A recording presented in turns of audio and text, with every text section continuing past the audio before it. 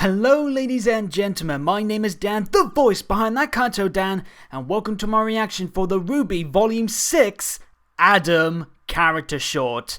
Before we get started, please make sure you watch the trailer, the short, through the official links on the Rooster Teeth website, or through YouTube if that's how it comes out, or as I'm watching it, the earlier release on Entertainment Weekly's article about the character short. Also, sorry if there's any background noise, I'll try and edit it as much as I can, and also sorry for the very poor lighting. I don't usually record face reactions this late at night. It's currently 9:30 over here in Spain, and obviously it kind of follows up with my lighting, so if it looks a bit weirder than usual, my bad. But here we are, we're finally here with the character short for Adam. Obviously, those of you who were at RTX in Austin 2 weeks ago, you would have already seen this, but these 2 weeks have been a long wait, especially because this is going to be the only character short that we get before Volume 6 starts, which I'm a big fan of. I think shrinking it down to just the one short instead of the 3 like last time makes it easier for the RWBY to put all their focus on the main product. And it being on Adam is obviously very exciting and interesting, because I think it's safe to say not a lot of people thought he had a very good Volume 5. He started off, I think, decent enough with the stuff with Sienna, even though there's some issues there. But yeah, I think this is the kind of stuff that hopefully will boost up some of the intrigue, or the at least the hype around this guy, because he definitely took quite a knock at the end of Volume 5. But yeah, I cannot wait for this, and this is going to be pretty much our first sample of what may come in Volume 6. So let's stop rambling, just let's get straight into it. But of course, before we get started on that, I want to remind you that I'm going to be doing analysis of this after the reaction, so stay tuned after the reaction, and I'll go more in depth with my feelings on this short, as well as going over some of the little intricate sides of it. So yeah, again, stop rambling, count it down with me. 3, 2, 1. There we go. What does that say? I can't quite read it with my video. Dust processing, okay.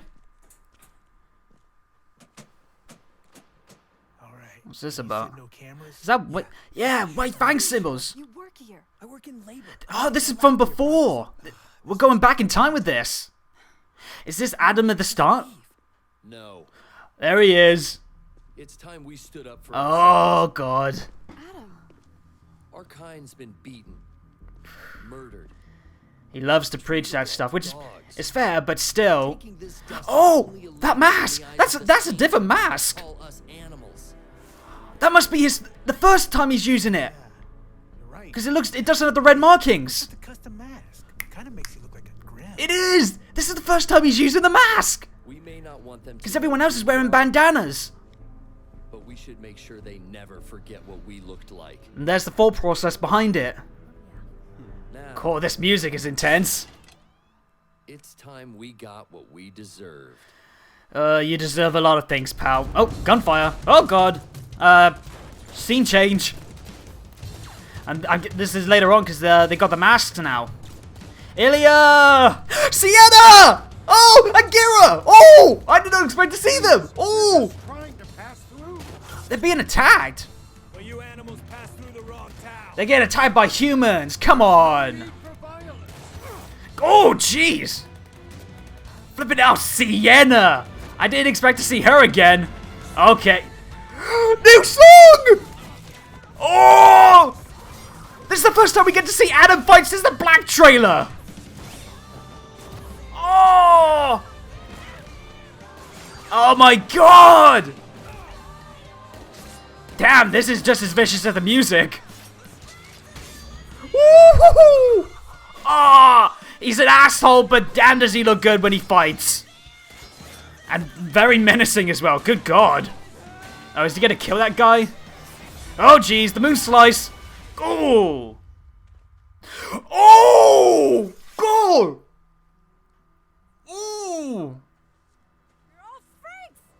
That's pretty graphic. That wasn't necessary.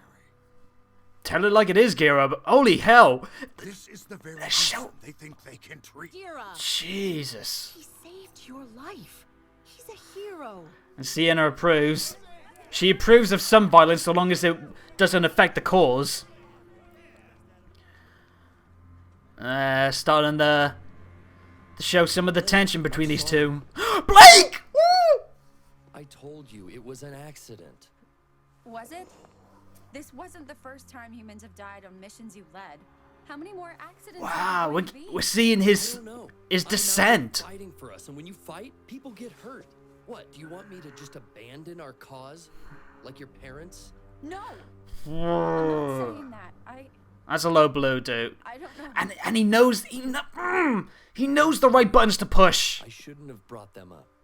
You meant it, I can Just tell. get scared when it feels like you don't believe in me anymore. Fuck you. You never said that. He knows the right buttons to push. Blake, it's good to know I've still got you. You're an asshole. Oh, but that's a beautiful setting as well. Oh, that was a good trans. Oh, see the fighting. See the fight. What the hell? It sounds like a chain door. Damn, that looks good. And she looks good. We needed some of this in the last one. It's about damn time we see her in action. Oh, God. SDC in the background. Schnee Dust Company. Oh, my God. We're seeing Sienna fighting. And Ilya. Go on, girl.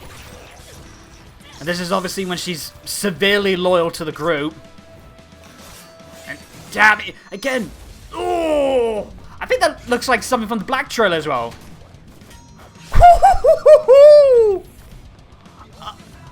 And that song again. Oh. That's the worst thing about Adam. He's such a cool fighter, and I love his fights. I wish there was more of them. But I hate the bastards as well. Oh, they're both going in. That chain dart looks sick. And it had a broken off tip earlier as well. I saw it go into that mech. Jeez. Vicious as hell. Jesus, he's just cutting them all down. He ain't forgiving it. Oh, jeez, she's going for it as well. There it is again with that tip. Oh! Ice dust freezing. Jesus Christ, this thing's giving me chills. Adam, let's move. That's the second time he's stopped from killing someone on the ground like that. Continue to be an extraordinary resource to this organization. These transitions are good! For the Faunus. I'm sending you back to Vale. You're to assume control of the Brotherhood. Oh! My leader. This is when he first goes off to Vale. Adam, if you continue along this path, Are you you gonna... might just find yourself standing beside me at my throne. Oh, shit. Well, he's near the throne, but nearer than you might have thought in the end. Jesus Christ. Hi, leader. And this is him now. Yeah. Oh, these transitions are really good. Hazel, the raid on Haven's gonna be more. And this is just before Haven. Don't worry. Nothing will stop us now. Yeah, don't count your chickens, mate. I got what I deserve. Ah. Oh, you got plenty of what you deserved. A nice big bonk on the head. And this is after... He took the mask off. Are we going to see his face? This is just after the attack on Haven. When he runs away. We don't... No, we're not going to see his face. Oh my god. And that's it. Jeez. Bloody hell. Just about, like, nearly 7 minutes? That flew by. Bloody hell. That was good. That was excellent. I'm going to have to go back through that again before I do my analysis, but Jesus Christ. For what I expected for an Adam short, it was vicious, it was ruthless, it was aggressive, all over the place.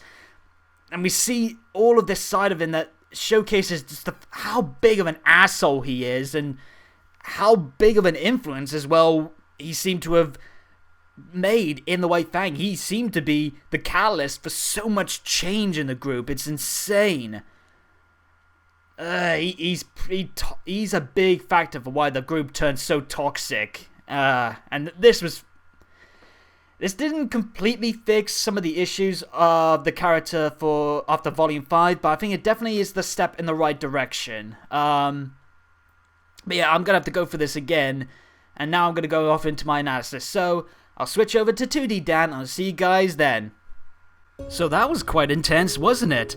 And for the longest short in the series so far, there's a lot to unpack and discuss, even beyond the main man of focus himself. So let's dive into it, shall we? Visually speaking, the whole thing was a thrilling rush that was wonderfully animated. Not only is the atmosphere throughout incredibly tense and unsettling, and every actor nailed their performance, with Garrett Hunter especially doing a very fine job, but the fights were excellent quality, which I'll discuss more in detail later on, and it was also remarkably well directed too. Hats off straight from the bat whoever worked on those transitions, because they nailed it. Very cool looking and seamless as well, with that one from Blake especially being a standout. I loved how the wind grew stronger as it blows through her hair to match her rising mood, and then the high energy of the fight that it flowed into. Beautiful job there. The facial expressions as well were also fantastic, presenting the various subtle emotions clear enough to grasp without flat out saying what's on the characters' minds, like Blake's growing doubts about her partner, Ilya's uncertainty over the aggression, and Sienna and Gira's stare down over the other's stance on violence. Show, don't tell in effect, folks, and it's very good stuff indeed, and hopefully we'll see more of that pop up in the series moving forward. Analysing things a bit deeper now, I do think this short did a lot of good for Adam's role as a menacing threat that needs to be stopped, especially after his bumpy showing in Volume 5. Again, let's not beat around the bush here, the guy needed a strong showcase like this to help his threat level and intrigue as an antagonist maintain itself in the eyes of the fandom, after leaving the last volume with some of that lost.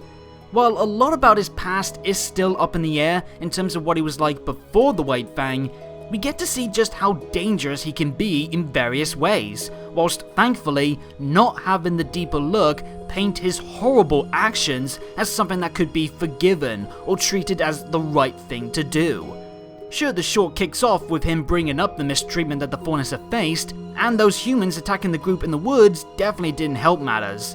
But every sequence highlights that Adam has always had an extremely selfish and vicious side to him, a twisted sense of justice that wants personal vengeance against humanity that over time would be allowed to fester and corrupt the White Fang into its anti-human terrorist state, with him eventually at the helm. And that moment when Sienna and the others praised his aggression looks to have been the spark that led to Adam feeling that he can embrace his rage more often, despite the group's peaceful protest approach at that time. As a result, Adam convinced himself that what he was doing is right, and the ends will justify the bloody means now that he has support, and he wants to be that staple figure in the group. So he began doing more frequent brutal acts against any human force challenging them. And don't let his sweet-laced words fool you like it did for Blake. We never see him regret the things that he does. There's no look of sadness or shock after he killed that man. The only emotion we do see is anger towards the survivors who insult the group, and then a look of surprise as his actions get praised. Plus, in the later missions, we see he's actively choosing to be more aggressive, to the point of almost killing everyone. He also smiles when the mask that he wears for the first time is compared to the Grim, a notion that he wanted to inspire in the first place. I doubt the kind of person that would approve of being compared to a monster would truly feel remorseful for the deaths of the humans at his hands. There's also one other element that this short makes a point to focus on. Adam, for all his bloodlust and rage, can be a powerful manipulator. Something we've heard about before from Blake, but now we see it in action. He manages to convince several doubtful faunists to continue their missions with harsh reminders of their people's suffering as incentive to act. And we see a glimpse of his toxic relationship with Blake, where Adam knows the right buttons to push to get her to stay loyal. When Blake's doubt seems to push her away from him, he panics and he turns the topic from discussing about Adam's brutality to questioning Blake's commitment to him and the White Fang's cause. Both things that of course mean a lot to Blake, and Adam knows it, yet he won't shy away from using it against her. He spins the perfect yarn to make Blake feel bad about doubting him, so he looks like the victim and Blake has to stay with him to help him keep stable, when in reality, he's already fallen down a dark descent that's poisoning all those around him, including Blake if she wasn't careful. Seeing this does a great job at highlighting just how convincing and intimidating Adam can be with his words and motivations, making it all the more clearer just how overpowering the emotional abuse that Blake went through was, and why it would haunt her even when she did manage to break free. And it really did make my skin crawl. At least now we know just how hard it was for Blake to run away when Adam was so good at worming his way into her head. Thank God that the Blake that we know now has grown strong enough emotionally to best counter Adam's mind games, though we will have to wait and see how she fares the next time they cross paths. It's also worth noting that I appreciate the grisly nature of that incident in the woods. With the blood smeared on the truck and the corpse mangled on the ground for everyone to see, it's easily the most graphic shot the show has had so far.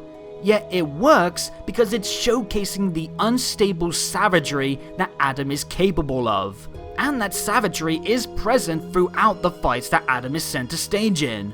Not only does it display his sharp and ferocious skill with his katana and gun sheath, we also get a stark reminder of how Adam's the kind of fighter who would charge in with no fear only to make his enemies feel fear itself.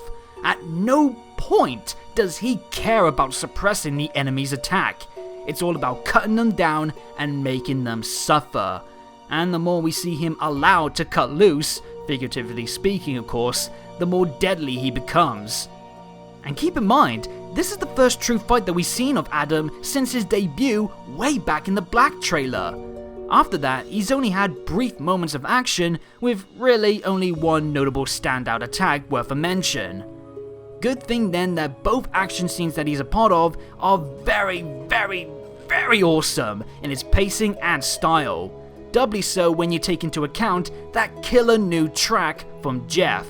A lot of its lyrics aren't that easy to make out at the moment amongst the mayhem, but it definitely sounds like it's Adam trying to stake his claim as the savior of his people, the strongest amongst the weak humans.